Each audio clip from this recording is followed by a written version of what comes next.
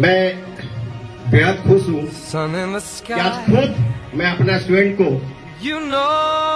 सम्मानित कर रहा हूँ।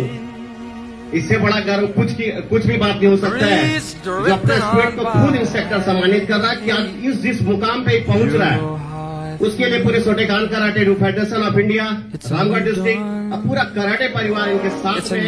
इन्होंने जो उपलब्धि हासिल कर रहे हैं कि रामगढ़ जिला आज 24 जिला में नंबर 1, नंबर 2 पे हमेशा रहता है।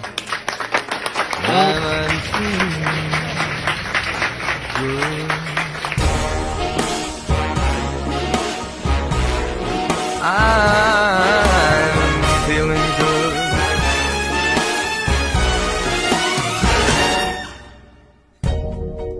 Fish in the sea.